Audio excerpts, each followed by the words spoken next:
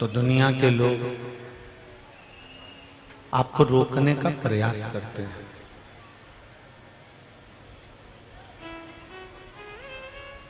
कहीं भजन में जा रहे हो, कीर्तन में जा रहे हो, मंत्र जाप में जा रहे हो, नाम जाप में जा रहे हो, स्मरण में जा रहे हो, कहीं आप अच्छे कर्म के लिए अगर जाएंगे तो बीच में कोई ना कोई आपको रोकेगा जरूर।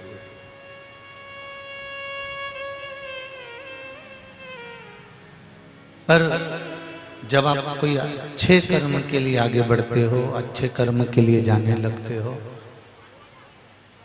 दुनिया भले तुमको रोके, मना नहीं है, पर यह पक्का है कि आप जब अच्छे कर्म की ओर बढ़ते हो तो आपके जो पूर्वज होते हैं, आपके जो पितृ होते हैं, आपके घर के जो बुजुर्ग होते हैं, वो जैसे ही आप अच्छे कर्म की ओर बढ़ते हो तो वो आशीर्वाद देना प्रारंभ कर देते हैं और मार्ग प्रशस्त कर देते हैं।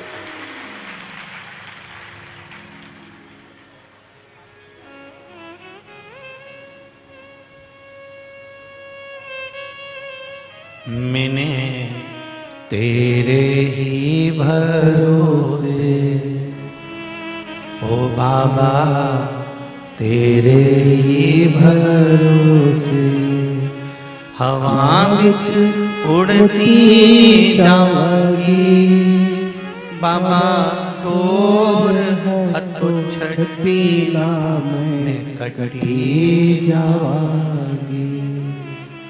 ओ भोले मैं तेरी पतंग, ओ बाबा मैं तेरी पतंग, हवा बिच उड़ती जावांगी, बाबा डोर हथों छठी मैं कटी जावांगी। हम अच्छे कर्म की ओर जब बढ़ते हैं तो हमारे पूर्वज, हमारे कुल देवता, हमारे पितृ देवता, हमारे आहूत देवता हमको वर देते हैं।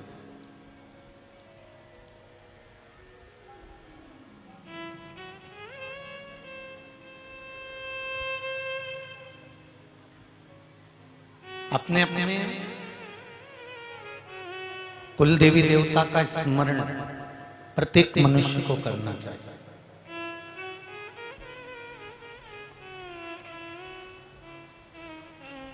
करते हो आप लोग? अपने अपने कुल देवी देवता को याद करते हो कि नहीं करते हो? करते हो। और शिव पुराण कहती है कि मान लो, स्कंद पुराण कहती है, शिव पुराण कहती है कि अगर कुल देवी देवता का नाम तुम्हें नहीं मालूम, स्थान नहीं मालूम, या तुम उनको नहीं जानते कि वो कहाँ हैं, हमारा कुल देव कौन है, हमारी कुल देवी कौन है, तो घबराना नहीं है। फिर शंकर और पार्वती को अपना कुल देवी देवता मान लेना चाहिए। शिव और पार्वती जब कुछ भी नहीं था,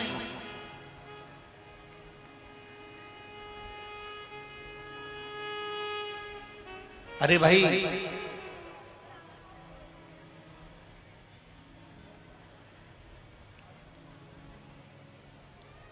त्रेता आया तब मेरे राम जी आए। बोलो सही है कि गलत है? अरे बोलते तो जाओ। सही है। त्रेता आया तब मेरे राम जी आए, द्वापर आया तब मेरे कृष्ण जी आए।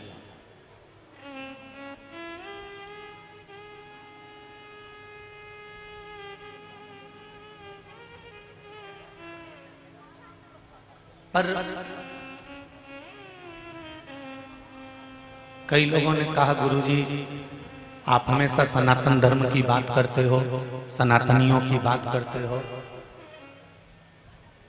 सनातन धर्म राम जी से चालू नहीं हुआ है, सनातन धर्म भगवान कृष्ण से चालू नहीं हुआ है। सनातन धर्म तो सतयुग से भी आगे से प्रारंभ हुआ है, जो आज तक चल रहा है।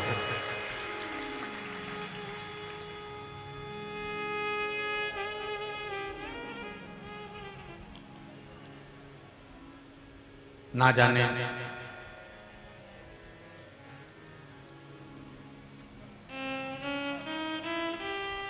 त्रेता आया मेरे राम जी आ गए, द्वापर आया मेरे कृष्ण भगवान आ गए। पर मेरा शंभु, मेरा शंकर, मेरे शिव, मेरे ओघड़दानी, ये आपने राम जी का रामायण पढ़ी होगी या रामचरितमानस का दर्शन करा होगा कि लंका पर मेरे राम जी चढ़ाई कर रहे हैं तो शंकर भगवान की पूजन कर रहे हैं। भगवान कृष्ण के यहाँ जब संतान नहीं हुई तो वो भगवान शंकर की पूजन कर रहे हैं। मतलब त्रेता से भी पहले मेरा शिव है। अब सत्ययुग आ गया। सत्ययुग में माता पार्वती जी शंकर जी की आराधना कर रही है, मतलब शिव इससे भी पहले गए।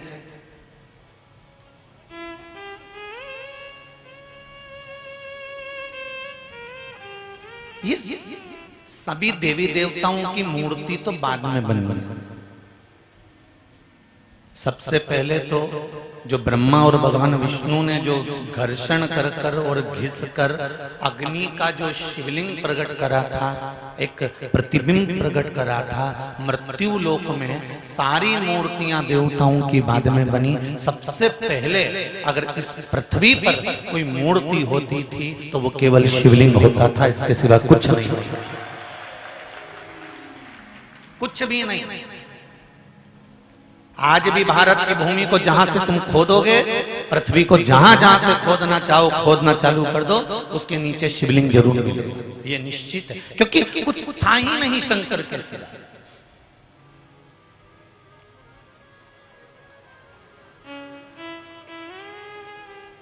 चंदन है इस देश की माटी, तपोभूमि हर ग्राम है, हर बाला देवी की प्रतिमा, बच्चा बच्चा राम है। जिसके सैनिक समर भूमि पर गाया करते गीता हैं, उसी माटी के हल्के नीचे खेली करती सीता है। ये वो साधारण सी भूमि नहीं है। हम आपसे एक बात जरूर कहना चाहेंगे, तुम योग करो ना करो, योग जानते हो ना? अरे बोलो तो समझ, जानते हो ना? तुम योग करो चाहे मत करो, पर एक बात इस व्यासपीठ से कहना चाहूंगा कि सनातनियों का सहयोग जरूर करो। योग से मतलब नहीं, सहयोग से मतलब। जब सनातन धर्म की बात आ जाए और सनातन धर्म जब सम्मुख में आकर खड़ा हो जाए और उस पर जब विरोध दिखने लगे, तब छाती ठोक कर कहना कि मैं झांसी की रानी हूं और मैं अहिल्याबाई हूं, मैं कोई साधारण नहीं हूं।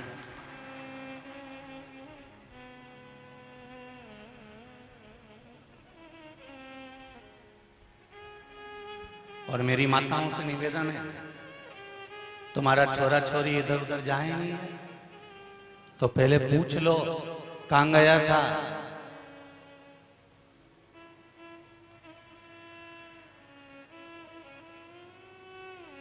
सत्कर्म की ओर बढ़े।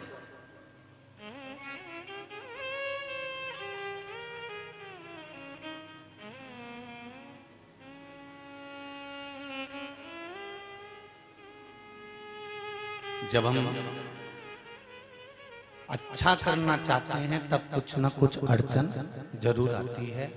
बुरा कर्म करने जाओगे कोई अड़चन नहीं आएगी, तुम झूठ बोले जाओ बोले जाओ बोले जाओ, कोई नहीं मना करेगा तुमको। तुम बेईमानी करे जाओ कोई मना नहीं करेगा। तुम कहीं जाकर वेश्यावृत्ति कर रहे हो, जुआ खेल रहे हो, मांसाहार कर रहे हो, मदिरा पान कर रहे हो, गलत काम कर रहे हो, किसी के साथ धोखा कर रहे हो, किसी के साथ छल कर रहे हो, कोई तुम्हें नहीं समझाएगा कि मत कर। पर जब तुम अच्छा काम करने लगो, शंकर जी के मंदिर जाने लगो, शिव जी का त्रिपुंड माथे पे लगाने लगो, चंदन लगाने लगो, भस्मी लगाने लगो, या तुम गले में रुद्राक्ष की माला पहनने लगो, या हाथ में तुम रुद्राक्ष धारण करने लगो, या तुम्हारा मन पड़े तो तुम बेलपत्री उठाकर उसको खाने लगो, तो तुम्हारे जितने दोस्त मिलेंगे, जितनी सहेलियां मिलेंगी ना, ये तुमको टॉर्चर करती रहेंगी। लो ये भी आ गई सीवर वाली महाराज की भक्तन।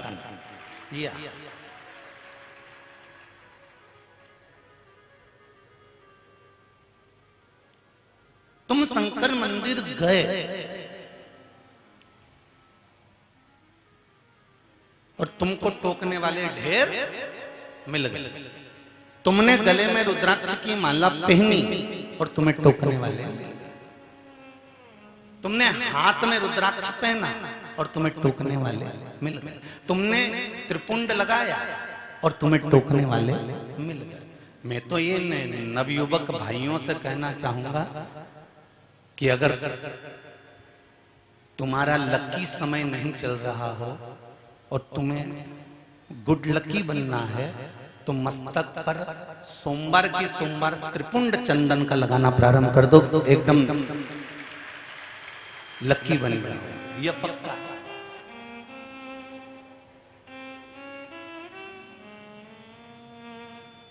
तो कहेंगे दोस्त लोग, इससे ज्यादा क्या होगा।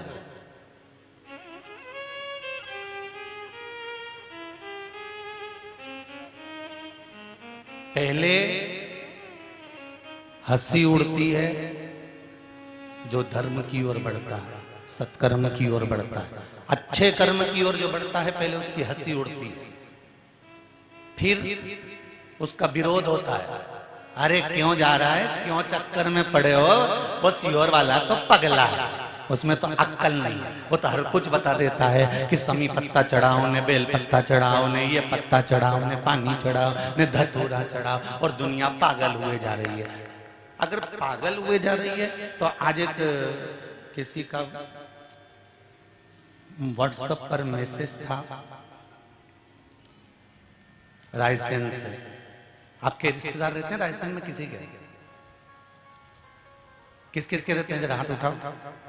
रायसेन में कोई परिचित रहता हो तुम्हारा, अगर रहता हो तो पूछ लेना।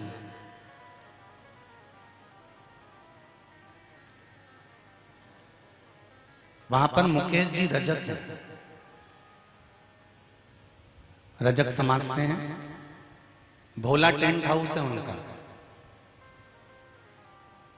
उनकी धर्मपत्नी है रजनी।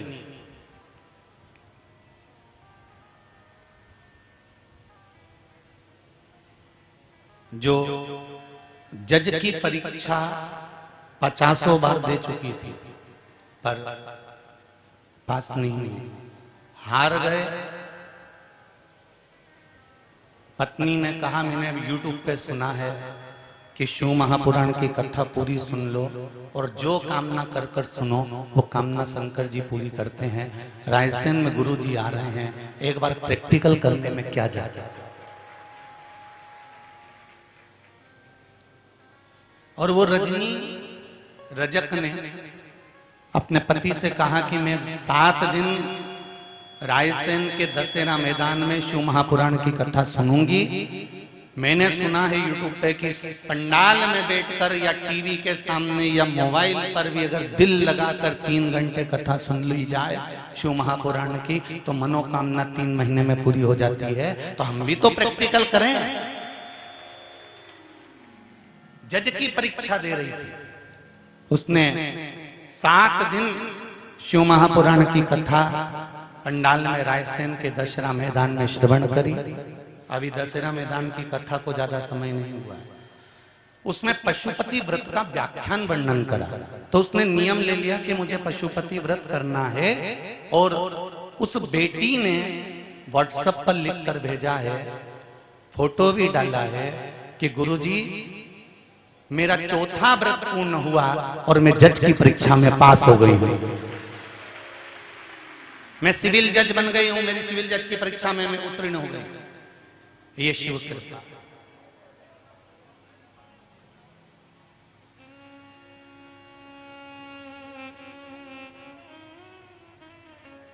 मुकेश जी रजक जी की धर्मपत्नी भोला टेंट हाउस वाले के यहां से जरा पता करिए। उसने खुद लिखकर भेजा कि शंकर जैसा उदार कोई नहीं हो सकता। और मेरा जीजियों से निवेदन है, जितने भाई लोग यहाँ कथा में बैठे हैं, अपार संख्या है आपकी, अपार संख्या। 3 दिन से 4 दिन से टेंट लगाने वाले, टेंट बड़ा बड़ा बड़ा बड़ा बड़ा रतलाम का पूरा टेंट लाके लगा दिया है। और जहां देखो वहीं तुम भरे पड़े हो। उसके सिवा कोई तुम्हारी सत्ता है। ये कैमरे ऑन में तुम कैची नहीं हो पा रहे, क्योंकि इनके कैमरे में भले कैची नहीं होगे, पर उसके कैमरे में तो आ गए पक्का, ये निश्चित। मीडिया वाले भी, अखबार वाले भी, न्यूज चैनल वाले भी रोज फोटो खींचने का प्रयास करते हैं, पर तुम इतने हो कि उनके मीडिया वालों के, पत्रकारों के भी कैमरे में नहीं आ पा रहे हो। तो जहां से एक एंगल से खींच के ले जाते हैं, तो फिर घर जाकर उनकी भी धर्मपत्नी बोलती, हम तो उधर बैठे थे, तुमने कहा फोटो उधर से खींच लिया। तो वो भी कहती हो कहाँ है। पर धन्यवाद दूंगा रतलाम की पूरी मीडिया को, पत्रकारों को, सोशल मीडिया को, जो अखबारों के माध्यम से इस कथा को संपूर्ण रतलाम शहर के आसपास के क्षेत्रों तक पहुंचा रहे हैं। बहुत कितना झेलें, कितना कैच करें।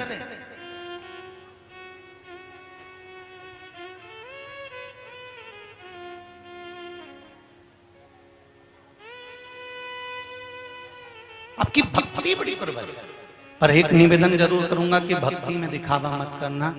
दिल से शिव महापुराण की कथा सुन रहे हो, दिल से शंकर जी की पूजन दिल से करना।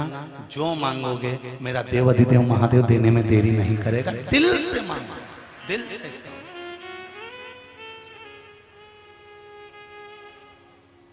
पर तुम्हारी भक्ति के चक्कर में टेंशन हमको हो जाता है।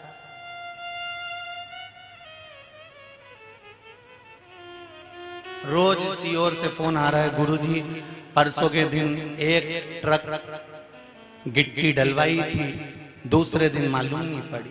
हमने कहा कहाँ गई? कि माताएं आती हैं, आप ही ने कहा कंकर संकर सब ले जाती है। बड़ी परेशान।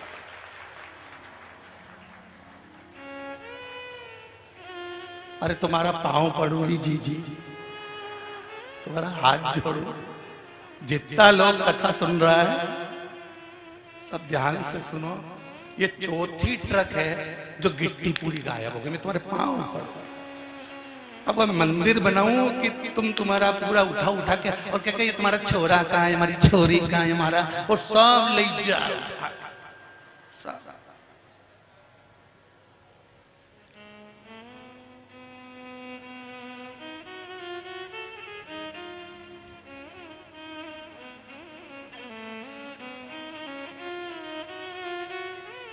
करो सत्संग, करो भजन।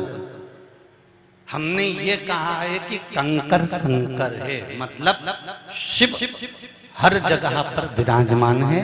लता में, पत्र में, पशु में, पक्षी में, जलचर में, थलचर में, वायुचर में, और शंकर केवल कंकर में ही नहीं।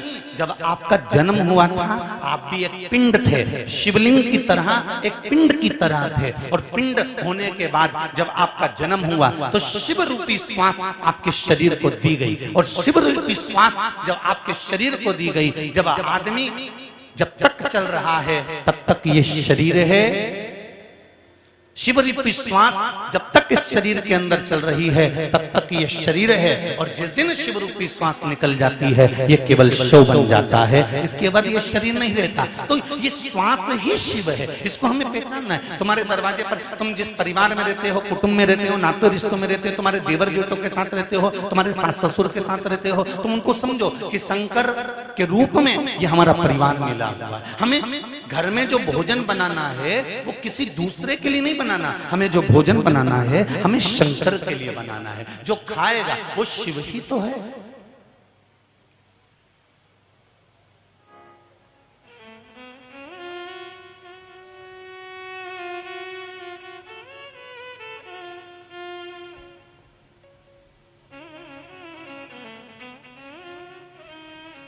जो पशु को पूजते हैं, पक्षियों को पूजते हैं, नदियों को पूजते हैं, देवताओं को पूजते हैं, कंकर को पूजते हैं, वृक्षों को पूजते हैं, आकाश को पूजते हैं, पाताल को पूजते हैं, तारों को पूजते हैं और सूर्य चंद्र को पूजते हैं। यही तो सनातन धर्म की पहचान है।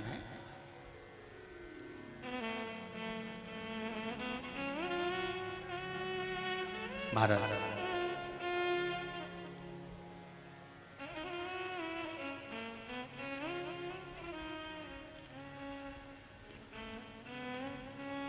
बस हमारी भक्ति में दिखावा नहीं होना चाहिए और भक्ति का बल श्रेष्ठ होना चाहिए। भक्ति का बल श्रेष्ठ कैसे होगा?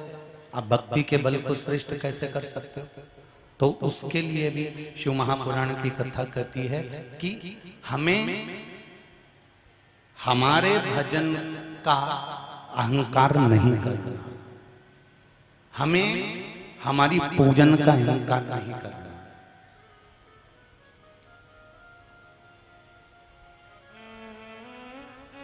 भक्ति का बल बढ़ जाएगा अपने आप। हम जब पूजन करते करते, भजन करते करते, स्मरण करते करते, दान करते करते, सत्कर्म करते करते, जब हम अपना खुद का बखान करने लगते हैं कि मैं जो पूजन करता हूं मेरे बराबर कोई नहीं कर सकता, मैं जो स्मरण करती हूं मेरे बराबर कोई नहीं कर सकता, तो फिर कहीं ना कहीं हमारा भक्ति का जो बल है वो घट जाता है।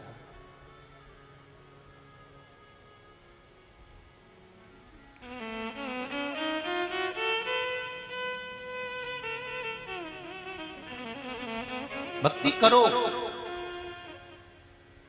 और दिल से।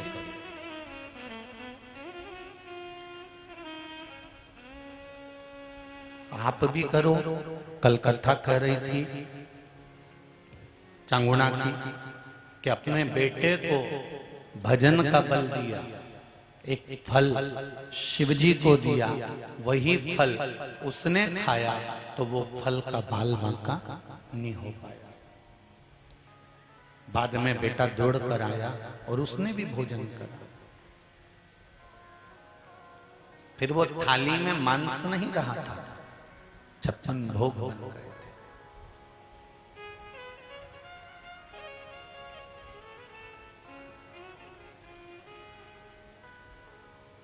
अपने बच्चों को जंगल का शेर बनाओ, पिंजरे का नहीं। पिंजरे के शेर में और जंगल के शेर में एक अंतर होता है।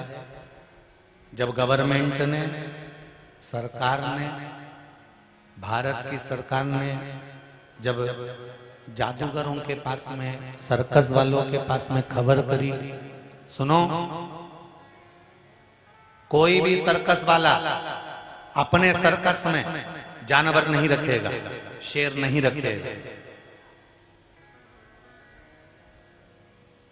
तो सर्कस वालों ने पूछा कि इन शेरों का क्या करें जो हैं हमारे पास में? तो कहा इनको जंगल में छोड़वा। वन विभाग वालों को बुलाया गया, उनके गले में कोई सिम लगाकर जंगल में छोड़ा गया। जंगल में जब छोड़ा, सर्कस के शेरों को जंगल में जब वो घूमने लगे, 5 कुत्तों ने शेर को देख लिया और वो 5 कुत्ते शेर को घेर लिए और शेर को निपटा दिया। ऊपर से खबर आई कि ये शेर कैसे मरा, तो कहा साहब ये 5 कुत्तों ने मार दिया। तो कुत्ते बड़े विचित्र थे कि शेर विचित्र था। कुत्तों ने शेर को मार दिया? हाँ, कैसे मार दिया? तो कहा साहब जो जंगल का शेर होता है नहीं सर, वो शेर दमदार होता है।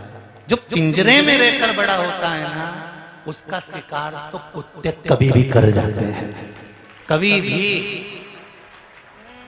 मैं सीधी सीधी तो नहीं कह सकता, पर समझ जाना रे तुम सब लोग। इस व्यासपीठ की मर्यादा रखकर शब्द कहूंगा, पर उसमें आपको समझना होगा। पिंजरे के शेर को कुत्तों ने मार दिया, अपने बच्चों को पिंजरे का शेर मत बनाना कि दबा दबा कर रखा जाए। मत जा, मत जा, दिख नहीं रहा कितनी गलत स्थिति चल रही है, कहां जा रहा है? और और दबा दे, और दबा दे, और डुकरिया तू निपटी और 5 कुत्ते इसको निपटा जाएंगे। इसलिए सनातन धर्म कह रहा है शेर बनो, और वो भी जंगल के।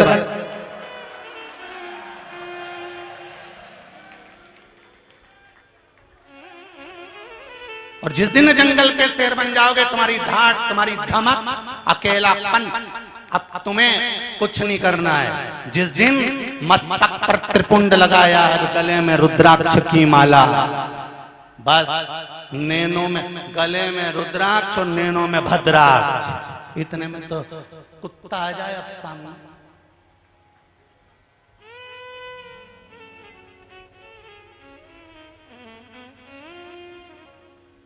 आ जाए धारण।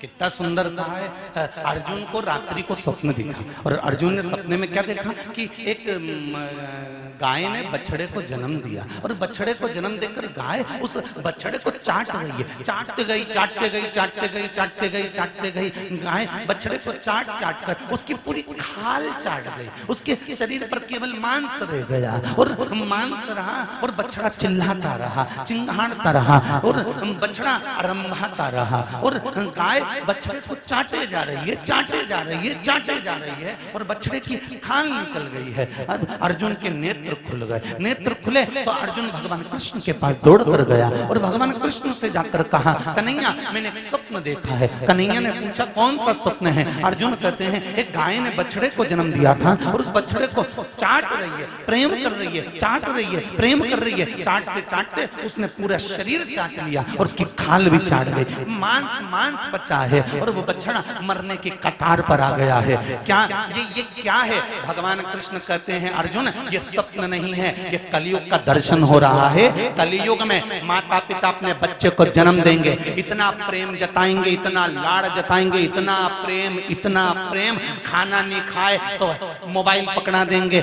माँ दिन भर उसको पीछे दौड़ दौड़ के खिलाएगी, मारा छोरा, मारा छोरा, मारा छोरा, और जब बच्चा रोए तो उसको गोदी में खिलाएगी। वो जो कहेगा माँ को करना पड़ेगा, वो जो कहेगा बाप को करना पड़ेगा। माँ मुझे 500 रुपए चाहिए, 1000 निकाल कर देगी। माँ मुझे ऐसे कपड़े चाहिए, माँ कपड़े सिलवा कर देगी। माँ मैं इस दुकान से कपड़े नहीं लूंगा, उस दुकान पर जाऊंगा, मैं इंदौर जाऊं, ने रत्लम जाऊं, मैं बस ये बच्चे का प्रेम। अर्थात गाय अपने बछड़े को चाटे जा रही, चाटे जा रही, चाटे जा रही। तुम भी अपने बच्चों को से दिए जा रहे, दिए जा रहे, दिए जा रहे, और इतना बिगाड़ दिया कि जैसे ही अब बच्चा कुछ नहीं कर रहा। बच्चा अब दिन भर में 50 बार अपने माँ बाप से ही झूठ बोल रहा है, और कहाँ जा रहा है और कहाँ बता रहा है। इसमें तुम्हारी गलती है। ये कलिकाल की लीला भगवान कृष्ण कह रहे हैं। अपने बच्चे को ज्ञानवर्धक बनाइए, संस्कारवान बनाइए, विद्यावान बनाइए, धैर्यवान बनाइए, और वीर बनाने का प्रयास करिए। और बच्चों को जंगल का शेर बनाना, पिंजरे का नहीं, ये तुम्हारे हाथ में है,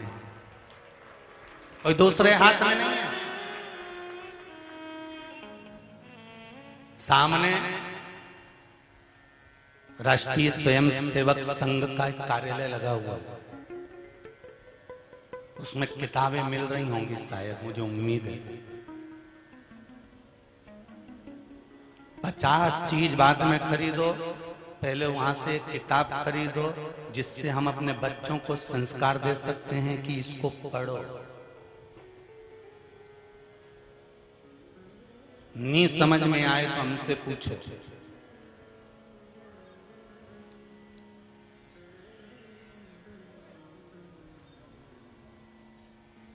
अपने एसी का कमरा नहीं छूटता, हैंडसेट नहीं छूटता।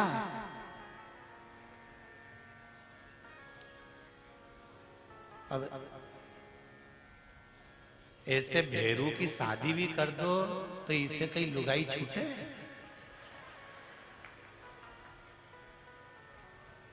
ससुराल भी जाएंगे वो मायका, तो ये तुरंत तू अभी कहीं करेगी जाके, तो कहीं करे। तो बस जाऊं, हमारे यहाँ भी कार्यक्रम है तो मैं 1-2 दिन रह के आ जाऊंगी। ये तो तैयारी कर, मेरी बेटे जी लगा जा, तू गई मैं पहुंचा। और माता पिता कह रहे घर में रहे, जिन दिन से शादी हुई उस दिन से हमसे अच्छे से ही नहीं बात कर रही है। ये आदत किसने डाली है? आपने अपने उसको संस्कार नहीं दे। बहुत जरूरी है। बच्चों को कार मत दिलाओ, संस्कार दिलाओ। कार दिलाओगे तो बच्चे बेच कर खा जाएंगे, संस्कार दिलाओगे तो कारों की लाइन लगा देंगे तुम्हारे पुत्र तुम्हारी पुत्रियां। ये पीछे नहीं हटने वाले। केवल तुम्हारा विश्वास, तुम्हारी भक्ति, तुम्हारी श्रद्धा। घर के बच्चों से कहो एक लोटा पानी लेकर शंकर जी के मंदिर जाएगा, मम्मी मैं नहीं जाऊंगा, मेरे को शर्म आ रही है, मैं नहीं जाऊंगा, तो तू सोच के बैठ जा, रोटी भी नहीं मिलेगी। मैं दोस्त क्या खा लूंगा, कितना दिन तेरा दोस्त खिलाए, मैं भी तो देखूं। और चली जा चूड़ा बांध के दोस्त के घर, कहाँ है रे तू, इधर आ।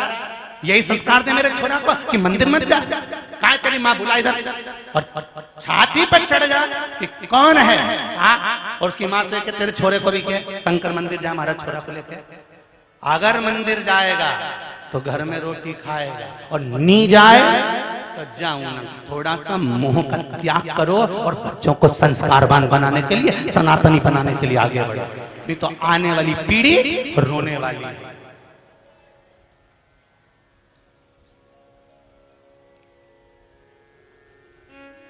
पति दुकान से आए, तुम्हें मालूम है इतनी बजे दुकान से आएगा, मोबाइल में कथा लगा दो शिव महापुराण की।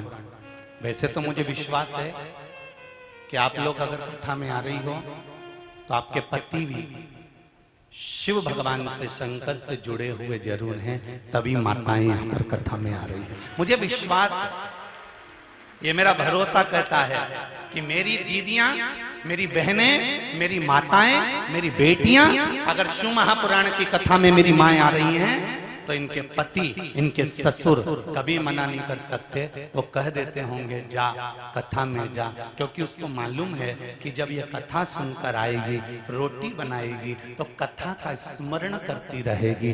भोजन जो बनेगा उस भोजन में कथा का रस आ जाएगा, जो खाएगा उसके भीतर शिव पुराण पहुंच जाएगी और उसका भी उद्धार हो जाएगा। तो मना नहीं कर सकते, मैं नहीं मान सकता कि कोई मना करे। मना तो केवल तुम्हारे बेस्ट फ्रेंड, और ये जो किटी वाली होती है ना, स्माइल प्लीज, बस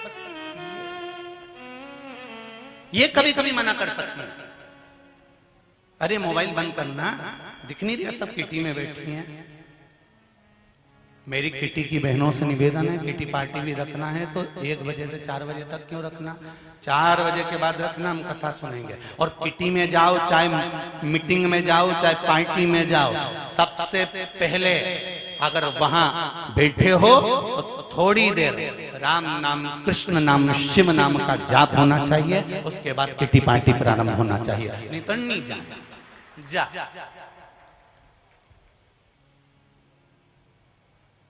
अरे थोड़ा बदलो तो अपने आप को। कथा सुन के जाने के बाद घर के लोग भी तुमको देख कर कहें अम्मा थोड़ी बदली बदली दिख रही है, तो समझो तो बदला हुआ, नहीं तो जैसी थी धापो की भाई वैसी की वैसी, तो कहीं मतलब नहीं। थोड़ा सा बदला जिंदगी का, थोड़ा बदला।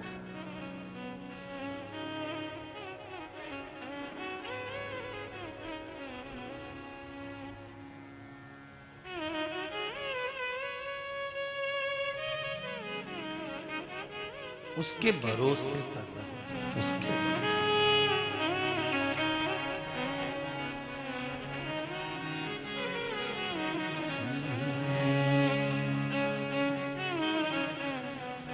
भोले जी मेरी नाम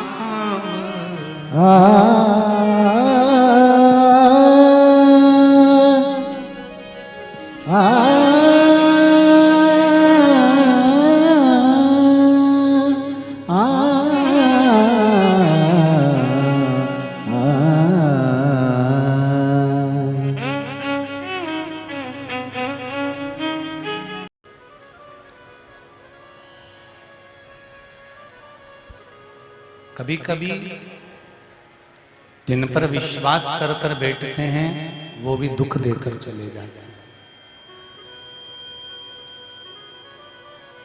पर शिव महापुराण की कथा कहती है बुरा कर्म करने वाला व्यक्ति कितना भी बुरा कर्म कर कर चले जाए, उसको उस कर्म का दंड मिलेगा जरूर। बस आप एक काम जरूर करना कि उसके रंग में रंग कर आप बुरा करना मत प्रारंभ कर दो।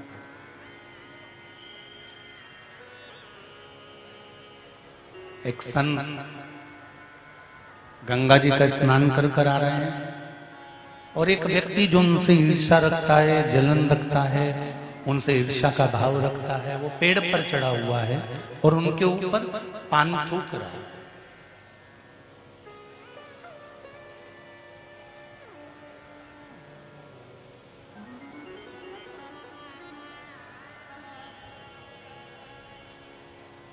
संत वापिस चले गए, फिर स्नान कर कर आ गए, इसने फिर थूका।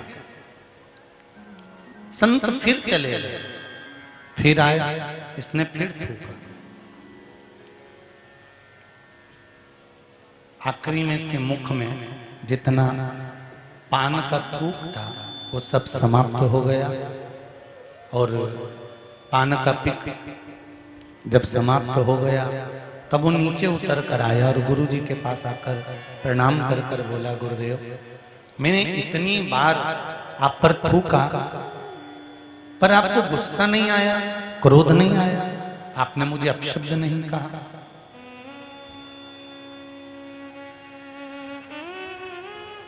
गुरु जी बोले,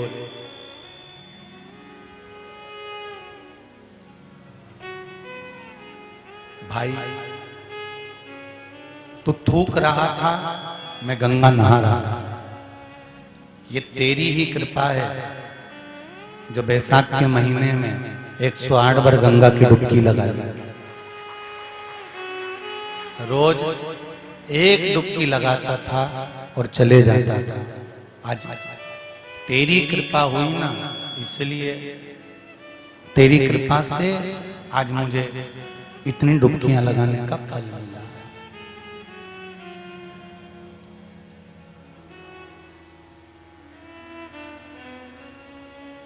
सामने वाला गलत करे, करने दो।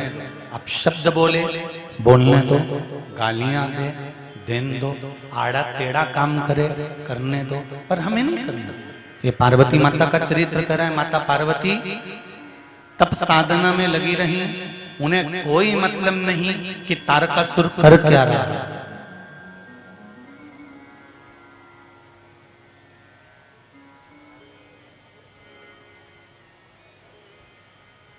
गुरु जैसे अपना कर्म करता है, माता पिता अपना कर्म करते हैं, बस गुरु का काम क्या है? शिष्य को निर्मल कर देना और निर्मल कर कर उसको परमात्मा के दरवाजे पर लाकर छोड़ देना।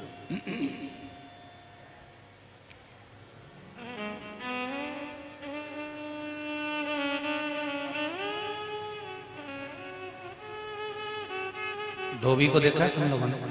धोबी, उसके कपड़े से कोई लड़ाई है क्या?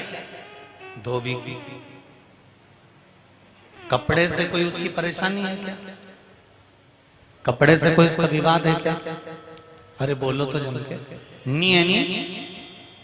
जब उसके कपड़े से लड़ाई नहीं है, विवाद नहीं है, परेशानी नहीं है, फिर वो कपड़े को तक क्यों रगड़ता है? कपड़े को ले जाएगा गर्म पानी में, उसको उकालेगा, डालेगा, फिर घाट पे ले जाके जो कूट पत्थर पे, और बच जाएगा तो मोगरी से कूट, मोगरी से बच जाएगा तो ब्रश से रगड़, रगड़ने के बाद में फिर पानी में पच्छी, फिर पच्छी, फिर पच्छी, फिर धूप में डाल दिया 2-3 घंटे के लिए, कड़क की धूप उसमें पटक दिया, फिर वापिस लाया, प्रेस गरम करी और गरम प्रेस के ऊपर धर के और उसका सारा सल मिटा दिया, और सल मिटा के घड़ी करके फिर उसको ले जाके सेठ जी के यहाँ वापिस दे दिया। अब धोबी की कपड़े से कोई लड़ाई है क्या?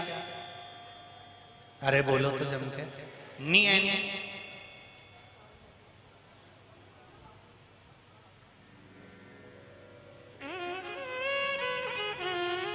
हमारी और तुम्हारी कोई लड़ाई है क्या? अरे बोलो तो जम के। नहीं होए तो बता दो जीजी हो, हमने तुम्हारा कहीं बिगाड़ा हो समिति वालों, जजमान, और बिगाड़ा भी हो तो तुम हमारा क्या बिगाड़ लो?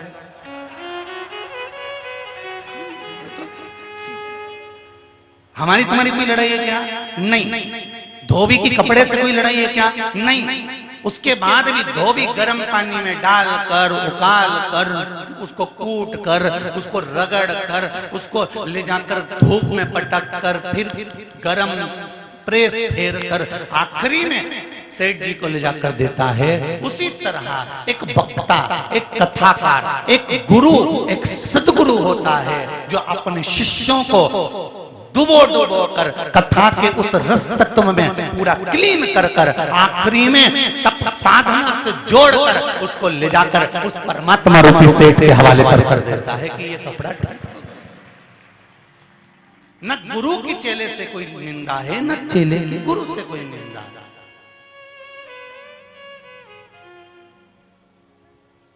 हमारी और तुम्हारी कोई विवाद इतना नहीं, बस गुरु रगड़ेगा, घिसेगा और खूब घिसेगा, खूब रगड़ेगा, खूब साफ करेगा। साफ करने के बाद उसको ले जाकर फिर परमात्मा के पास ले जाकर छोड़ देगा। हाँ हो।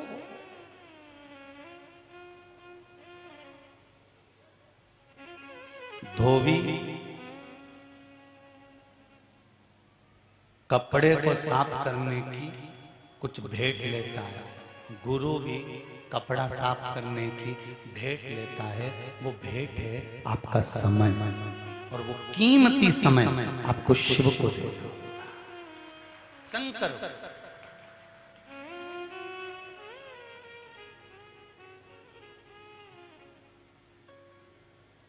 कीमती समय है।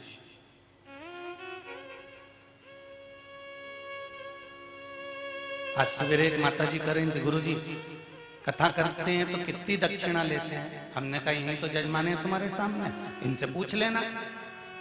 50 लाख दिए कि 20 लाख दिए कि 10 लाख दिए कि 40 लाख दिए कि 25 लाख दिए कि 30 लाख दिए कि 1 करोड़ दिए, कितने दिए? जजमान से पूछना तो बताएगा।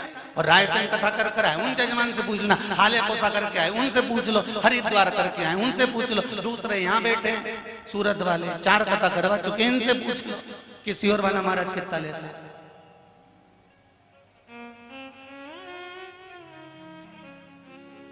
बेलपत्र जो चढ़ी है, इससे बड़ी कोई कीमत सियोर वाले महाराज के लिए नहीं है। हमारा कोई कह दे 50 लाख ने, 25 लाख ने, 20 लाख ने, 40 लाख ने, 30 लाख, यही जजमान है। पूछ लेना एकांत में कि 10 लाख की, 8 लाख की, 7 लाख बता दे कि सियोर वाला महाराज लेके गया। केवल एक बेलपत्र और शिव भक्ति तुम्हारी। हाँ इतना जरूर कहूंगा कि जो आते हैं उनके बैठने की व्यवस्था और माइक कथा की व्यवस्था ये जरूरी है, और पानी की व्यवस्था जरूरी है, जिससे कोई को तकलीफ ना हो। ये जरूर करो, भजन करो, कीर्तन करो, स्मरण करो। गुरु वो धोबी है जो रगड़ेगा, कूटेगा, पीसेगा, सब कुछ करेगा और आपको क्लीन कर देगा, आपको साफ।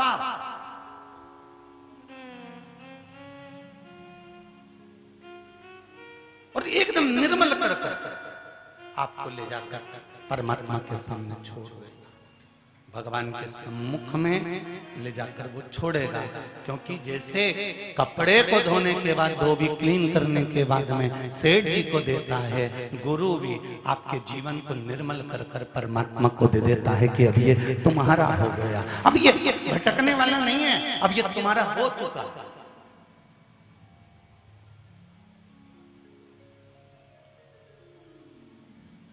और इसमें जो निर्मलता का भाव है, अब ये दूसरी बार फिर कहीं गड़बड़ हो जाएगा, फिर धोना पड़ेगा, फिर गड़बड़ हो जाएगा, फिर धोना पड़ेगा। तो ये लोग कहें कि कथा एक बार सुन ली तो बार बार सुनने की जरूरत नहीं है। बोलो सही है कि गलत है? कई लोग तुम्हें अकल देंगे, बार बार क्यों सुनते रहते हो? दिन भर टीवी खोल के बैठे रहते हो, मोबाइल पे दिन भर कथा सुनते रहते हो। अरे जरा विचार तो करो,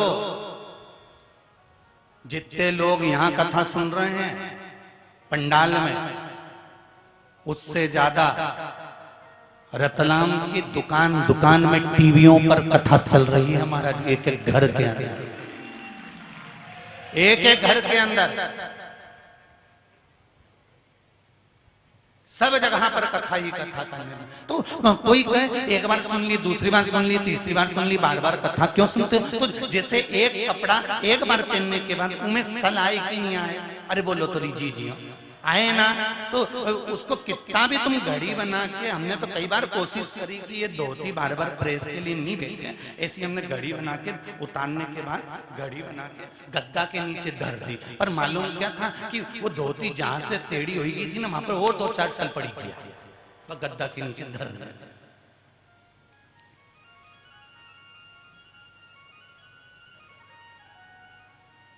जितनी बार कपड़े पहनोगे उतनी बार सल होंगे, जितनी बार संसार सागर में भटकोगे उतने जिंदगी में सल होते चले जाते हैं। और वो सल कोई गुरु, धोबी, शिष्य, कपड़ा, साबुन, सिरजनहार, सत्संग शिला पर धोइए निक से रंग अपार। बस गुरु किसी धोबी के समान होगा जो धोकर साफ कर देगा एकदम।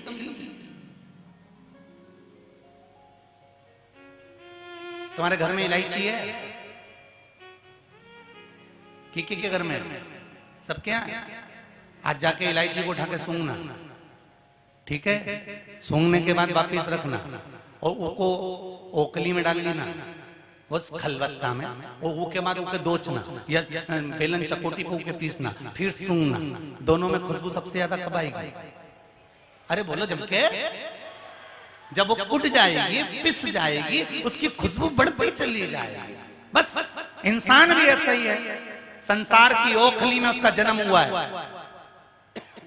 परिवार के मूसल से वो कूटा जा रहा है। समाज के लोग, परिवार के लोग, कुटुंब के लोग उसको कूटते हैं और दुनिया के लोग कहते हैं हम बड़े दुखी हो गए, दुखी हो गए। दुखी नहीं हुए हो, इलायची को जितना पीसा जाता है वो उतनी खुशबू देती है। संसार में आने के बाद जितना दुख झेलोगे उतनी जीवन की प्रसन्नता होगी।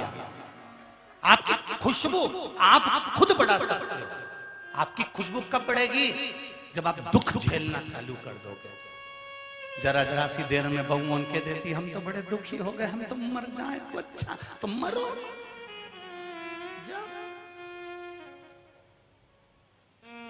आजकल तो फैशन चल रहा है मरने का, उसमें कौन सी दिक्कत है?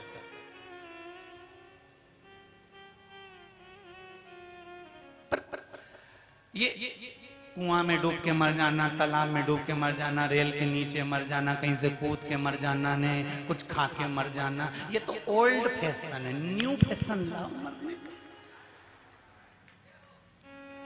ये फैशन तो ओल्ड है। फांसी लगा लेना, ये तो जब तुम साड़ी नई तरह की नई डिजाइन की पहनो तो मरो भी तो नई डिजाइन में। क्या ये सल्फास खा लूं, ने फांसी लगा लूं, ने ट्रेन के नीचे आई जाऊं, ने पानी में डूब के मरी जाऊं, ने मैं ये कर लूं, ने मैं आग लगा लूं, ने मैं ये कर लूं। अरे तुम उस घर की बेटियां हो, तुम्हें आग लगाने की जरूरत नहीं है। बोल दो क्या? जी हो, तुम्हें क्या आग लगाना? फैशन चेंज कर। अगर मरना ही है ना तो घर वालों से कह देना मैं ऐसे तो मरूंगी नहीं।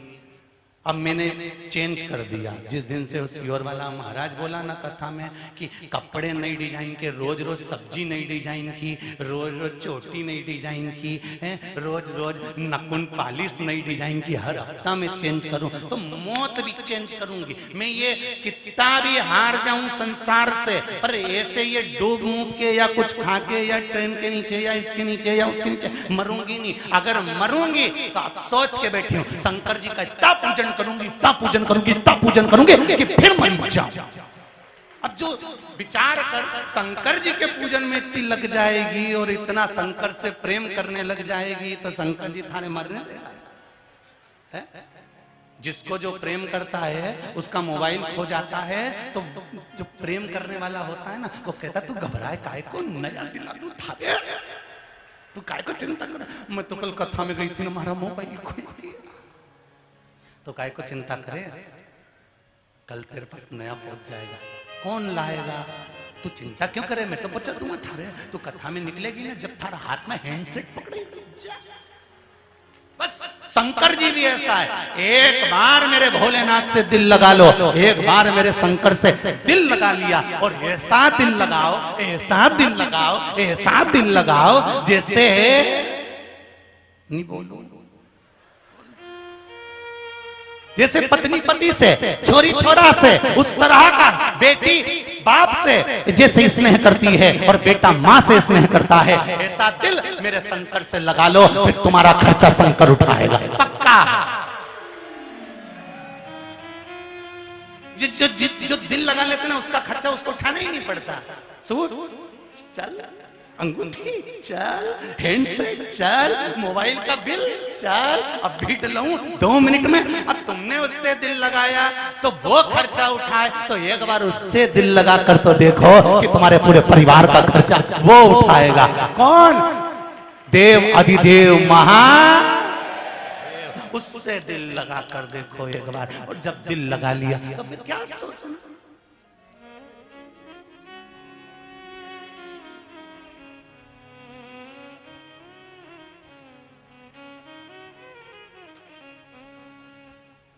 कई महाराजों को बड़ा शौक होता है कि कोई नेता लोग आए तो उनसे मिलें, कोई पदाधिकारी आए तो उनसे मिलें, कोई मिलने आए तो उनसे मिलें। तो ये तुम्हारे से मिलने से होता क्या? एक साल मिलता है, एक माला मिलती है और 500 का लिफाफा।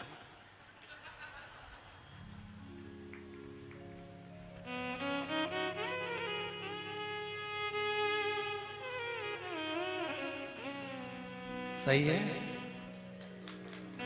तुमसे मिलने से मिलेगा क्या? एक माला, एक लिफाफा 500 का, और साल। कई करूंगा साल और माला का, मरूंगा तब भी तो लोग पहनाएंगे। क्या करना साल और माला का? तुमसे मिलूं, जितना समय तुमको दूंगा, तुम 500 का लिफाफा और माला दोगे, उतना समय अगर मेरे महादेव को दूंगा तो वो ना जाने कितना निभा देगा। उसको दो समय, मेरे शंकर को समय देना चालू करो, ओघड़दानी को समय देना चालू करो। मैं ये नहीं कहता कि तुम मंदिर में जाकर बैठ जाओ, मैं ये नहीं कहता कि 24 घंटे मंदिर के अंदर बैठे रहो, मैं ये नहीं कहता कि दिन भर कथा में बैठे रहो, पर इतना जरूर कहूंगा, आधी में पुनि आध, सनातन धर्म की बात को याद रखना। एक सनातनी अगर 15 मिनट के लिए भी भगवान के मंदिर में जाता है तो भगवान से नैन मिलाकर भगवान का हो जाता है। बस वो चाहिए। आप हो जाओ शिव के, शंकर तुम्हारा हो जाओ और तुम शंकर के हो जाओ, बहुत उतना।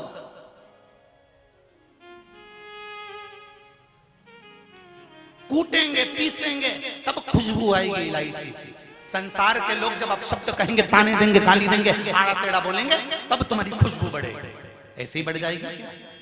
बहू को जब आप शब्द कहे जाते हैं ना, तब बहू निखरती है, और बहू को चाहिए कि मौन रहे, बोलना नहीं।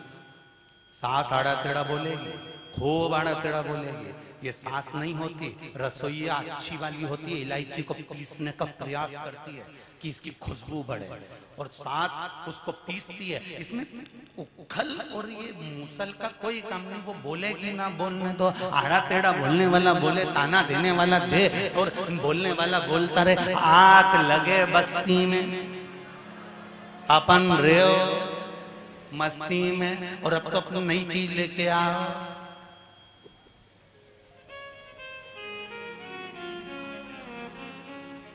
अब क्यों हंसे हो रहे हो? क्यों रो?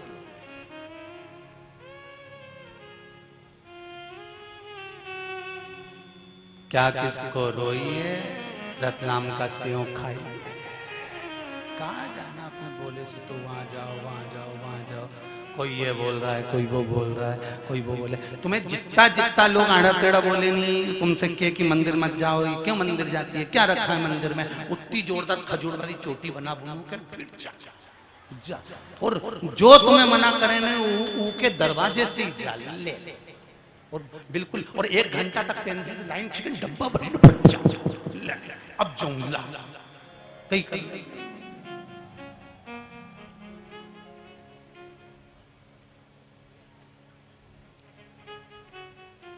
अरे भाई,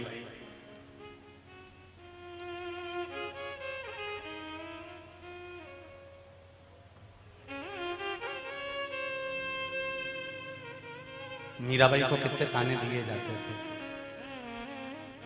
मीराबाई को कितना अपशब्द कहा जाता। देखिए, माँ जगत जननी, माँ पार्वती, माँ भवानी तप कर रही हैं, तारकासुर आया। उस तारकासुर ने देखा कि एक काम करता हूं कि ये जो बच्चा होगा, कार्तिकेय जी का जो जन्म होगा, शरानंद जो पैदा होंगे, जन्म लेंगे, इसको मार दूंगा।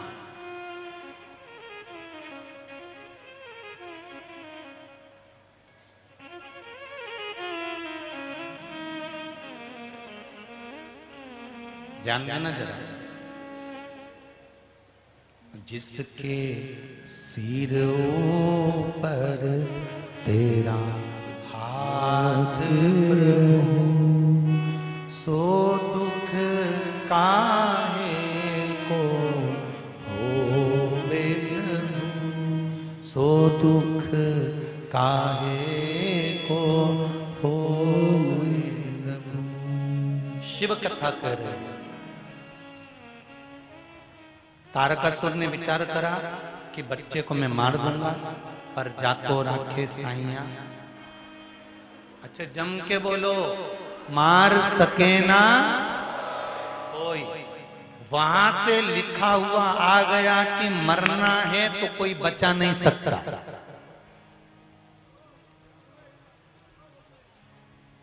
बचाने वाला एक हो सकता है, वो देवाधिदेव महादेव हो सकता है, उसके सिवाय कोई। अकाल मृत्यु वो मरे जो काम करे चंडाल का, काल उसका क्या बिगाड़े जो भक्त हो महाकाल का। चोंगे जैसा है शिव।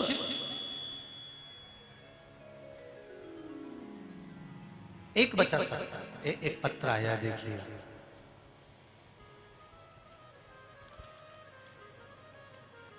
एक अन्वी नाम की बालिका है,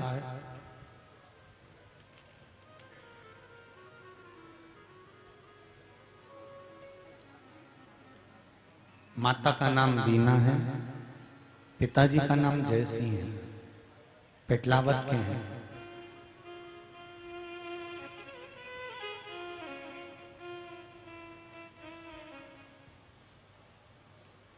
इसके सिर में 6 साल की ये बच्ची है, पानी भरा गया था। डॉक्टर ने कह दिया था कि ये बच्ची का बचना मुश्किल है, इसके ब्रेन में पानी भरा चुका, या तो ये माइंड से बेकार हो जाएगी या शरीर इसका बस केवल पलंग पर पड़ा रहेगा। शायद इसका फोटो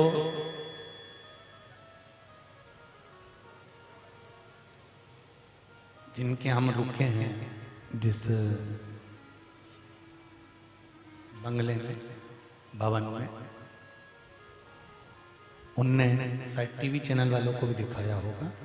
हो तो जरूर दिखाना, चैनल वालों के पास में अगर हो, आस्था वालों के पास। तो ये बच्ची के ब्रेन में पानी भरा गया था। डॉक्टर ने कह दिया था कि ये बच्ची बचेगी नहीं, अगर बच गई तो ये पलंग पर लाश की तरह पड़ी रहेगी। पर इसकी मां ने पशुपति व्रत करना प्रारंभ करा, और पशुपति व्रत के चलते ही मन में ये विचार कर लिया कि पशुपति व्रत करते करते ही बीच में ही ऑपरेशन कराना है और देखना है कि इसको शंकर जी सही करते हैं कि डॉक्टर सही करता है। अब ये विचार करना। अगर बच्ची का फोटो हो तो अवश्य दिखाएं।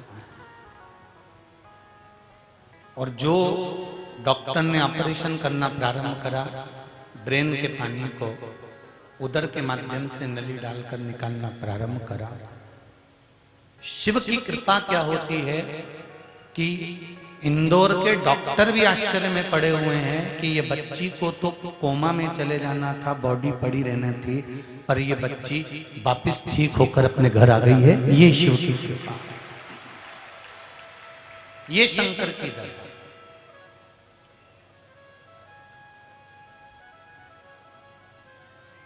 फिर निवेदन करूंगा शंकर भगवान पर एक लोटा जल, एक चावल का दाना या एक बेलपत्र या सूर्य नारायण भगवान को, भास्कर देव को चढ़ाया गया जल कभी खाली नहीं जा सकता। एक पत्र हो।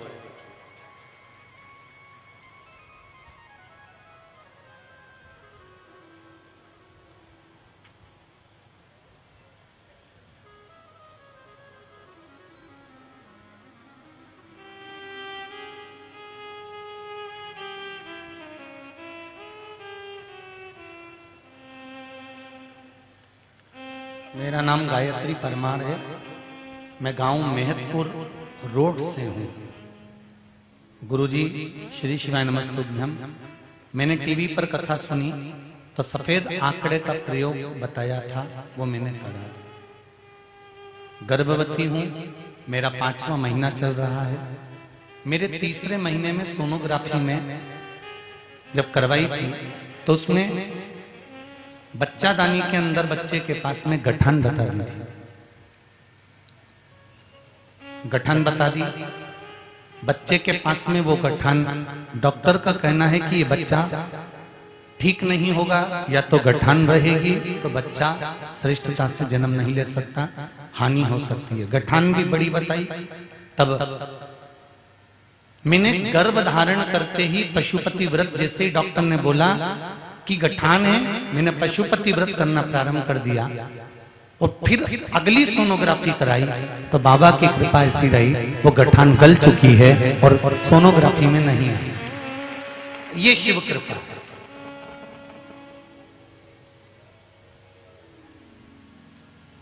एक पत्र और है बड़ा सुंदर। मेरी शादी को 24 साल हो गए थे। गुरुदेव मुकेश संध्या स्वर्णकार बेसु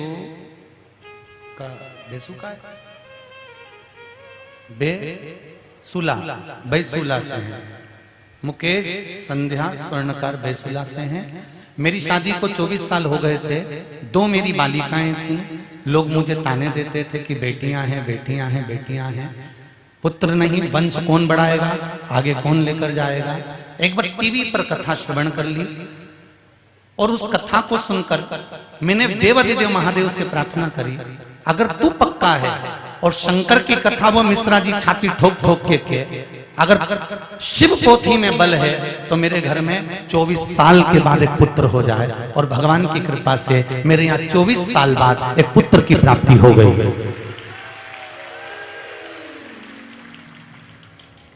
24 वर्ष के बाद में मेरे यहाँ पुत्र आ गया। ये शिव कृपा, ये शंकर की उदार, ये शिव की उदार। शंभु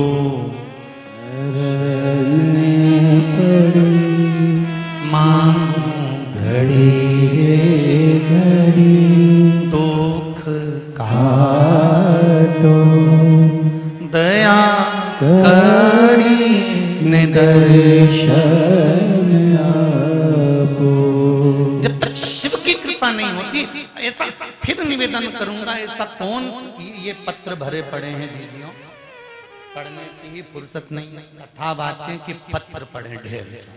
अभी तो इतने पढ़े हैं, ढेर लगे हुए पत्रों, और केवल इन पत्रों में आपका विश्वास है।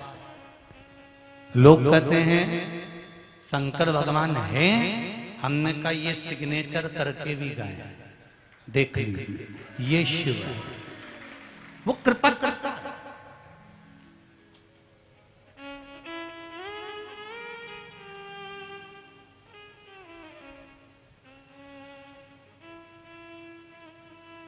बैसाख के महीने में तो आपको अगर शरीर में कहीं पथरी भी आ गई है ना, कहीं नेत्रों में अगर ज्योति कमजोर पड़ रही है, जाले पड़ने लगे, चश्मा बढ़ने लगा, रात को आंखों में जलन होने लगी, रात को नींद नहीं आ रही है, तो बैसाख के महीने में जो दुर्वा होती है, इस दुर्वा को तोड़ लाओ। जहां पर अशोक सुंदरी का स्थान होता है, जहां पर भराव शार्पना दीजिए। अशोक सुंदरी का जो स्थान होता है, उस अशोक सुंदरी के स्थान पर उस दुर्वा को रख दो और कुंदकेश्वर महादेव का नाम लो। कौन से महादेव का नाम लेना है? कुंदकेश्वर। उस दुर्वा को उठा कर लिया। बैसाख के महीने में कोई भी तिथि, कोई भी दिन, कोई भी वार आप बैसाख के महीने में कर सकते हो। उस दुर्वा को लेकर आओ, लगभग 20-25 दुर्वा लेना, उसको लेकर आइए। सुबह सुबह कुंदकेश्वर महादेव का नाम लेकर उसको खाना प्रारंभ कर दीजिए। एक दुर्वा रोज खाओ। जो पथरी है या नेत्रों में तकलीफ है या कोई ना कोई रात्रि को नींद नहीं आना, बेचैनी हो जाना, घबराहट होना, धीरे धीरे धीरे धीरे 20 दिन की वो दुर्वा है, 20 दुर्वा एक एक दिन खाना चालू करो। 4 या 5 दिन लगेंगे, अपने आपको कोई गोली खाने की जरूरत नहीं पड़ेगी, नींद अपने आप आना प्रारंभ हो जाएगी और बेचैनी। अशोक सुंदरी वाली जगह पर दुर्वा समर्पित कर कर कुंदकेश्वर महादेव का नाम लेकर, कौन से महादेव? कुंदकेश्वर महादेव का नाम लेकर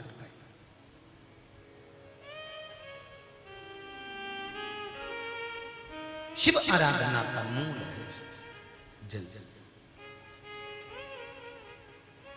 महाराज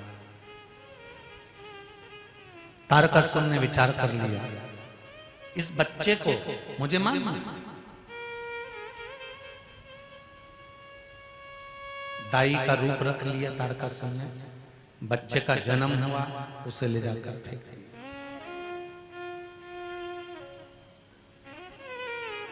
वो बच्चा गंगा जी ने पाल पोस कर बड़ा कर लिया।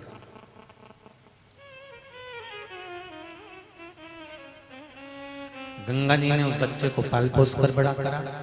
एक दिन माता पार्वती को मालूम पड़ा कि जो मेरा पुत्र है, शिव की जो संतान है, शंकर भगवान का जो पुत्र है, वो गंगा जी के पास है।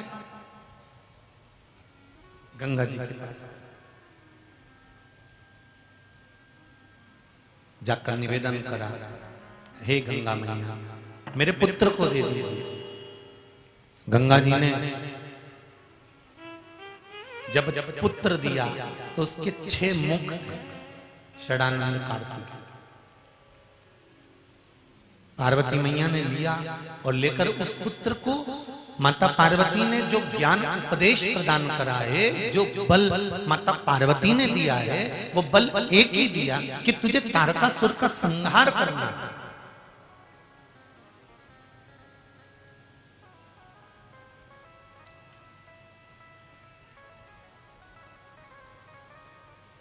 राम और परशुराम,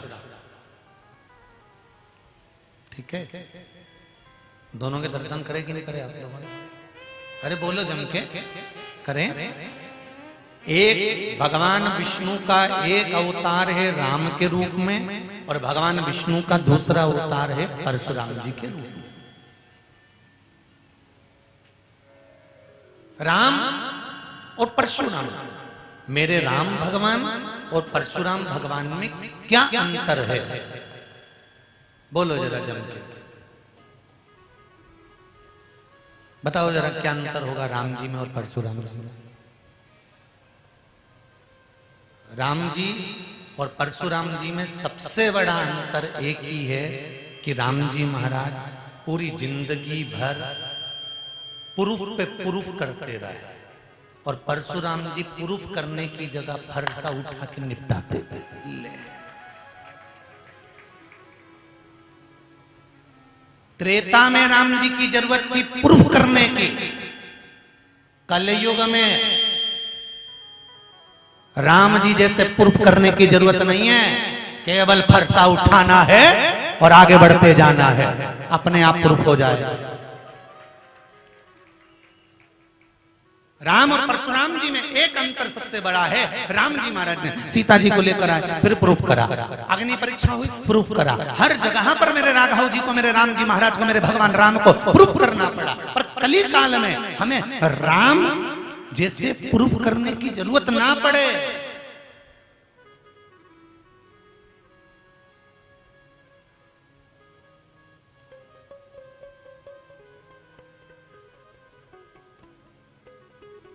परशुराम जी जैसा बल हो, और वो बल कितना प्रबल था वो देखिए जरा, वो बल कितना प्रबल था।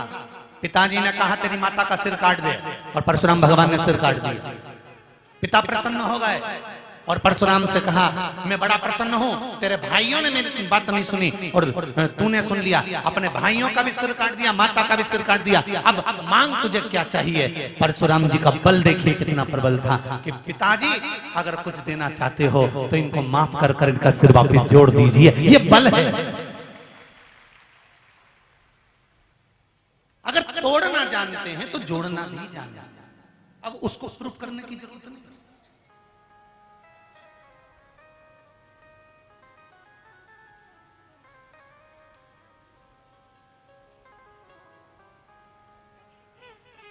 यहां केवल एक भक्ति का बल प्रबल कर लो। मेरी माताओं से, मेरे भाइयों से लाखों करोड़ों लोग शिव महापुराण की कथा यो आस्था चैनल पर और फेसबुक यूट्यूब पर सुन रहे हैं, उनसे भी कहूंगा अगर लक्ष्मी नहीं आ रही, संपदा नहीं आ रही, व्यापार नहीं चल रहा, तकलीफ बहुत ज्यादा हो रही है, कष्ट पर कष्ट बढ़ रहा है, कोई अच्छा कर्म हो ही नहीं रहा, बैसाख के महीने में एक बीते से नाप कर छोटा सा सफेद वस्त्र ले लो, उस वस्त्र में 108 चावल के दाने रख लीजिए, एक सफेद पुष्प की पत्ती या पुष्प जो मिल जाए वो रख लो, फूल भी ना मिले तो एक चावल का दाना अलग से रख लीजिए।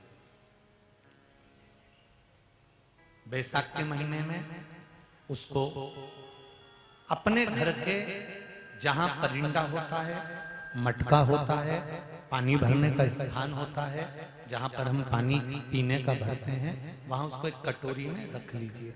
3 दिन बैसाख के महीने में कोई सी भी तिथि, चाहे आप दूज, तीज, चतुर्थी ले लो, चाहे पंचमी, छठ, सप्तमी ले लो, चाहे अष्टमी, नवमी, दशमी ले लो, उसको रख दीजिए 3 दिन। चौथे दिन घी का दिया लेकर, वो पोटली लेकर, कुछ भेंट लेकर जो आपकी मर्जी पड़े दान के भाव से, घी का दिया शिव जी के मंदिर में लगा दीजिए, और जो पोटली और जो भेंट है वो किसी भी ब्राह्मण जन को, गुरुजन को, किसी को भी प्रदान कर दीजिए उसको। अगर ब्राह्मण जन, गुरुजन नहीं ले तो कोई इसका मोल तत्व समझता हो, कोई सौभाग्यवती माताएं हो, कोई बहन बेटियां हो, उनको भी आप दे सकते। ये लक्ष्मी की वृद्धि करने का, संपदा, रोग, आनंद, सुख प्रदान, ये रोग के लिए तो नहीं कर सकते पर संपदा के लिए सबसे प्रबल है संपदा। कोई अगर आपका धन खाकर चले गया है, पैसा नहीं दे रहा, बस आप शिव मंदिर में जब दिया लगाएंगे और इसको वापस शिव मंदिर से पोटली को लेकर आएंगे, चाहे तो मंदिर में कोई ब्राह्मण देवता हो, पंडित जी हो, उनको भी दे सकते हैं, या किसी को भी दे, उस समय पर आपका स्मरण, दीप लगाते समय, दिया लगाते समय स्मरण होना चाहिए कि मेरा पैसा इतना गया हुआ है, बाबा ये रकम डूब गई है, ये पैसा चले गया है, ये प्राप्त होना चाहिए, मेरा व्यापार बढ़ना चाहिए, शिव करे। अरे तेरा ही दिया मैंने खाया पिया है, तेरा शुक्रिया है, तेरा शुक्रिया, मुझे तुझे दिया है, तेरा शुक्रिया है, तेरा शुक्रिया है। शिव की आराधना की ओर अग्रसर हो। तारकासुर का संहार भगवान कार्तिकेय ने करा है, षडानंद ने करा है, और तारकासुर का संहार करने के लिए आगे बढ़े।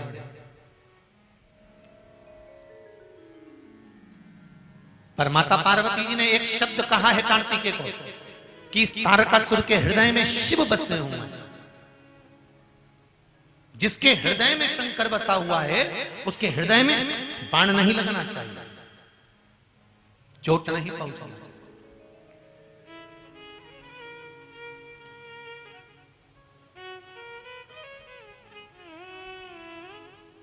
तारकासुर का संहार हुआ पर हृदय में शंकर बसे थे, इसलिए षडानंद कार्तिकेय जी ने कोई बाण हृदय में नहीं मारा। कितना सुंदर बात माता पार्वती जी ने कही है कार्तिकेय को, षडानंद कार्तिकेय सुनो। मृत्यु लोक में रहने वाला मनुष्य चाहे कितना बड़ा भी पापी क्यों ना हो, अगर उसके हृदय में शंकर की भक्ति है तो वो दुनिया में कभी ठोकर नहीं खा सकता, वो शिव के द्वार पर जरूर आता। अगर शिव की भक्ति है तो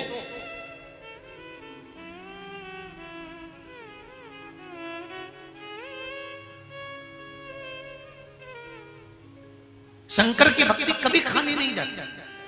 शंकर पर चढ़ाया गया एक लोटा जल, शंकर पर चढ़ाया गया एक चावल का दाना, शंकर भगवान पर समर्पित कर गई एक बेलपत्र, शंकर भगवान को दिया गया एक दाना अन्न का भी अगर तुमने शिव को समर्पित करा है तो वो खाली नहीं जा सकता।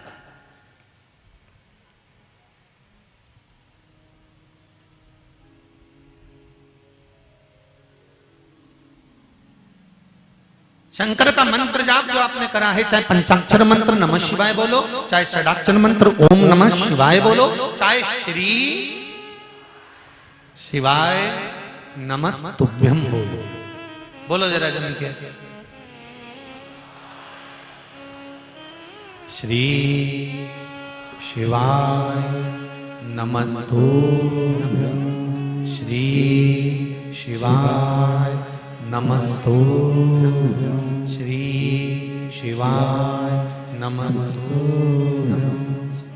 करो मंत्र का जाप।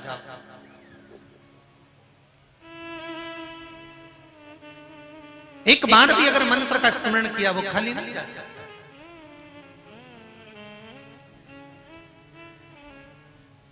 जिससे एक माता का सरल स्वभाव होता है अपने पुत्रों के प्रति, एकदम सरल स्वभाव।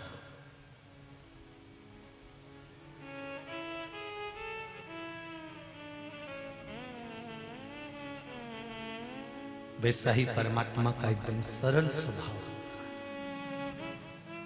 अच्छा, कई लोग प्रश्न करते हैं गुरुजी, भगवान विष्णु का काम है संचार करना, ब्रह्मा जी का काम है सृष्टि की रचना करना, और शंकर भगवान का काम है संहार करना।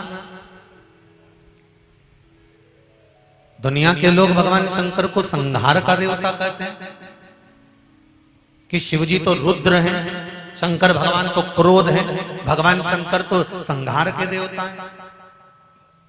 चलो ठीक है, अगर शंकर भगवान संहार के देवता हैं तो एक माता का स्वभाव भी तो देखो। माता का स्वभाव कैसा होता है?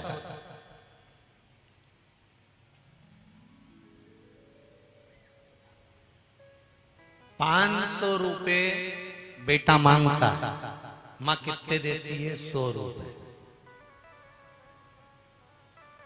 कितने देती है? 100। बेटा 1 रोटी मांगता है, मां कितनी देती है? जम के बोलो जरा। 2।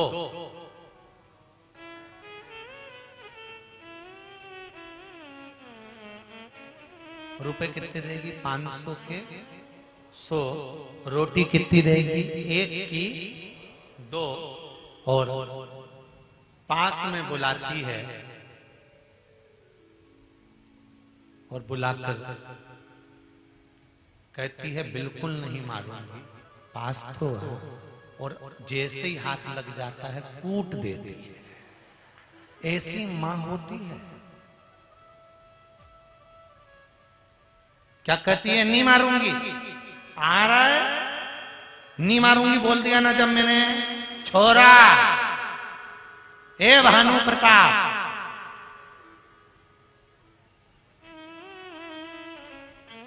नहीं मारूंगी बोल दिया ना मैंने, नहीं मारूंगी नहीं मारूंगी, तू आएगा।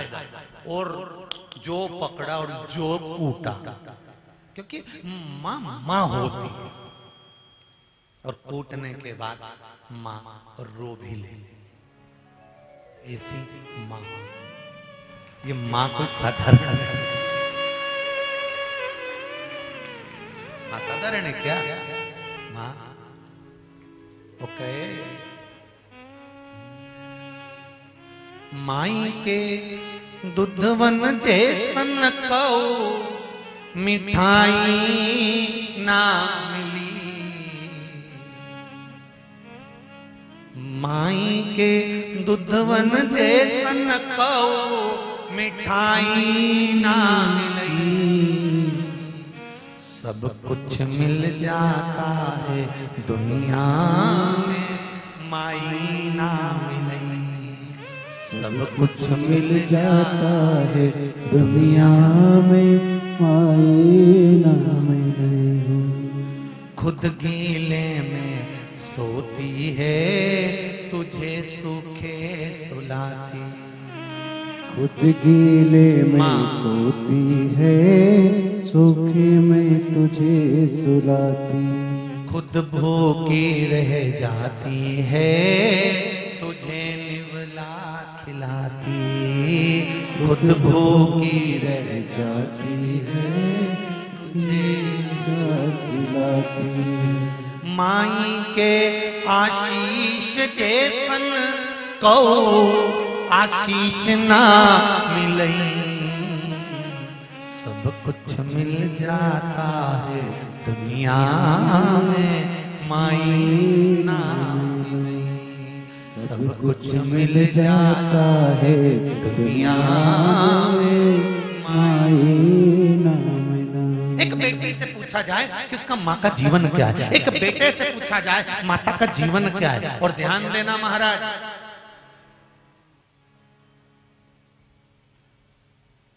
दो गाय लेकर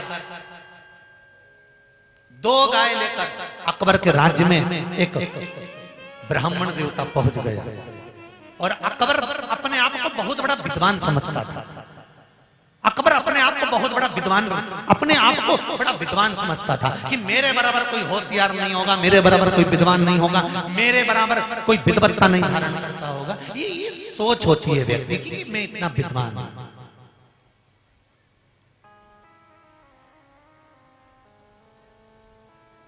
एक ब्राह्मण देवता दो गाय लेकर चले गए। दोनों गाय एक जैसी, दोनों की आंख, दोनों की नाक, दोनों का मुख, दोनों की पूंछ, दोनों का रंग एक जैसे।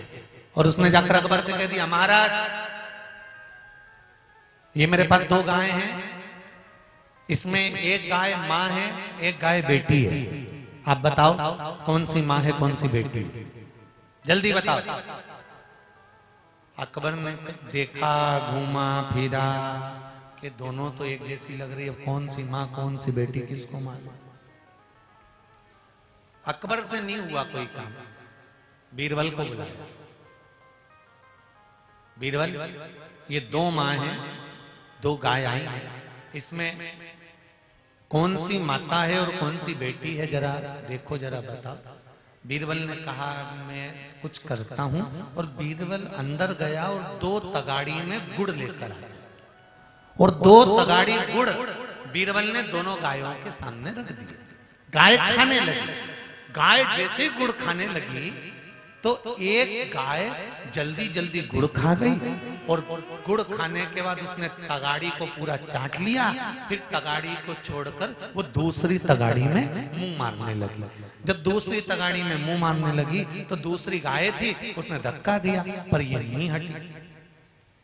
फिर इसने धक्का दिया, ये फिर नहीं हटी। तो जो गाय पहले से खा रही थी वो हट गई। और जो गाय वहां खाकर आई थी, वो खाना चालू कर दी। इतने में बीरबल ने कहा, महाराज ये जो पास में खड़ी है ना, अपनी तगाड़ी छोड़कर ये माँ है, और जो खा रही है ये बेटी है। क्योंकि केवल एक माँ ऐसी होती है जो गाली देने के बाद भी अपने बच्चों को दुआ ही देती है, वो माँ होती है, उसके बराबर कोई नहीं।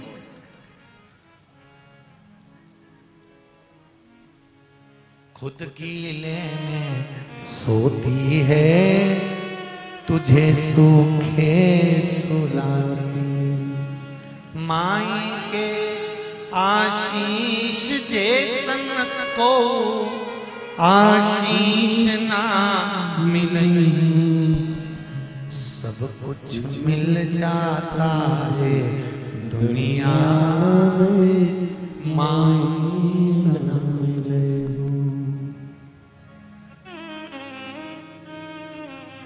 बहुत कठिन है।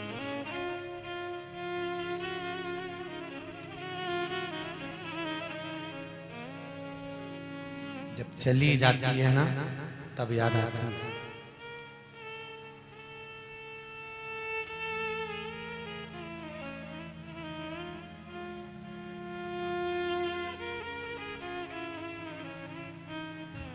बेटी चली गई, मायके बेटी कब तक आती है?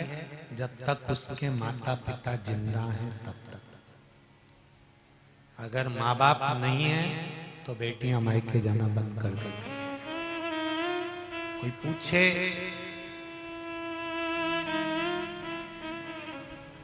बेटी माता और पिता की प्रीत है। मेरा इन नवयुवक बेटों से, इन नवयुवक बेटियों से, नवयुवक बच्चों से निवेदन है, तुम्हारे दोस्त रात को 12 बजे आते हैं, तुम्हें फोन लगाते हैं, तुम्हारे जन्मदिन वाले दिन तुम्हें उठाकर रोड पर ले जाते हैं, गाड़ी की सीट पर केक रखते हैं, रात को 12 बजे दोस्त का केक कटवाता है, फटाके फोड़ता है, खूब एंजॉय करते हैं। पर उन दोस्तों से निवेदन है, अगर तुम सच्चे दोस्त हो, चोटे नहीं हो, ईमानदारी के अगर दोस्त हो, तो रात को 12 बजे जब दोस्त को लेकर बाहर जा रहे हो तो तुम्हें शर्म आना चाहिए कि जिस माँ बाप ने जन्म दिया वो घर के अंदर पड़े हैं और उसकी औलाद को ले जाकर केक रोड पे कटवा रहे हो। क्या वो लवारिस पैदा हुआ था रोड? लोग कहते महाराज जी आप केक काटने का विरोध करा करो। हम नहीं करते विरोध, तुम तो खूब काटो दादा, कौन मना करे तुम्हें काटने के लिए? हम मना भी कर देंगे तो तुम कहीं मानो? जबरदस्ती के केक के अपना मुंडा खराब करना। पर निवेदन है केक काटो, खूब काटो, मना नहीं है, पर कहां काटना है? जिस माँ बाप ने जन्म दिया उस माँ बाप को पहले सामने खड़ा करो और उस माँ बाप को खड़ा कर कर उसकी औलाद का फिर केक काटो, तो माँ बाप का भी दिल खुश होगा। वो लावारिस पैदा नहीं हुआ है। रोड पर, चौराहे पर, गलियों में, रोड के ऊपर, गाड़ी पर उसका केक कटता है जिसका कोई नहीं होता। जो लवारिस पैदा हुआ अनाथालय में जो उसका केक रोड पर कटता है। जिसके माँ बाप जिंदा हैं उसका केक कभी रोड पर नहीं कट सकता। और मेरा राजनेताओं से भी निवेदन है, बड़े बड़े नेताओं से, तुम्हारा जन्मदिन का केक जब रोड पे कटता है तो दिल दुखता है सीहोर वाले महाराज का कि तुम घर में हो, तुम्हारे माँ बाप हैं, तुम्हारे ऊपर छत्र छाया है, तो तुम्हारा रोड पर केक नहीं कटना चाहिए। कहीं छत लग जाए, टेंट लग जाए, मंदिर हो, देवालय हो, गौशाला हो, अनाथालय हो, और केक काट कर मुंडे पे मर देना। अरे उस 200 रुपए का 500 रुपए के केक को उठाकर मुंडे पे मर देना या चेहरे पर लगा देना, पटक देना, जमीन पर पड़ा रहता है। उस केक को काटने के बाद संभाल कर रख लो। सुबेरे जब जाओ कहीं गरीब दिख जाए, उसके छोरा छोरी एक एक रोटी के लिए तरसते हैं, उनको काट कर दे दीजिए, उसमें सुख का अनुभव।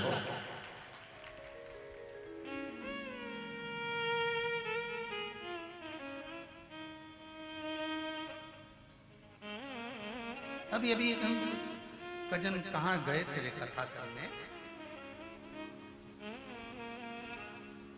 एक बार कहीं कथा करने गए थे, तुम्हारा इतना बड़ा बैनर लगा था, किसी कुत्ते का जन्मदिन था, सफेद कलर का कुत्ता था, उसको टोपी लगी हुई थी और नीचे से उनके घर के फोटो लगे हुए थे और उसका जन्मदिन इतनी बजे मनाएंगे।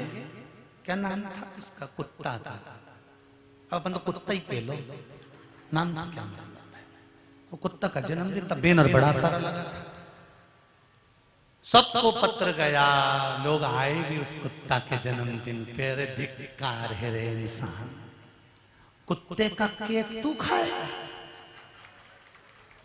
कुत्ते का केक। और वो कुत्ते का जन्मदिन सनातनी नहीं मना रहा था, कुत्ते का जन्मदिन सनातनी नहीं मना रहा था।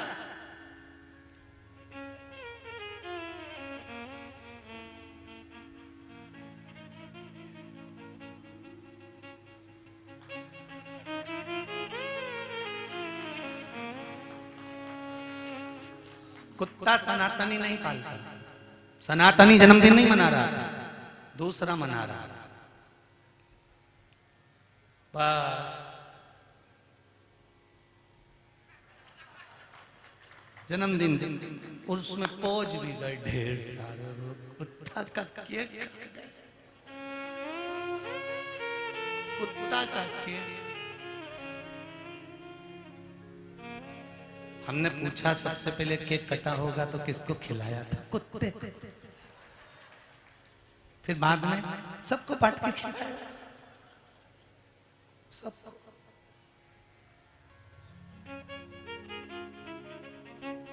धन्य है रे से कुत्ता हो।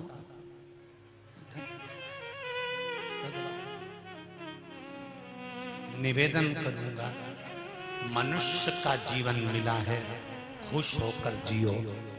बड़ा दुख होता है जब मॉर्निंग वॉक में राम राम के नाम के समय पर भगवान की गोमुखी माला तुम्हारे हाथ में होना चाहिए और तुम कुत्ते की डोरी पकड़ के इतना बड़ा चड्डा पहन के होशियार बन के जब घूमते हो ना, तो शर्म आती है तुम्हें देखकर। पर भगवान को भी बड़ी बड़ी बड़ी धन्यवाद देता हूं परमात्मा को कि तूने भी गजब की किस्मत लिखी ये सेठ जी की। इनके घर के बच्चों को दूसरी दासियां खिला रही और बारे किस्मत वाले तू घर के कुत्तों को खिला रहा। तेरे घर के बच्चों को छीछी छीछी समझ रहे? तेरे घर के बच्चों को छीछी वो दासियां करा रही, नौकर चाकर करा रहे, बहन बेटियां करा रही, और तू कुत्ते को छीछी कराने मॉर्निंग वक्त में जा रहा है। किस्मत वाली, धिक्कार ऐसी किस्मत को। एक आध बार मिल जाए बस शंकर भगवान, उनसे पूछ लूं इसने कौन सा पुण्य करा था। शंकर भगवान से पूछूं करा क्या था, और अपने आप को होशियार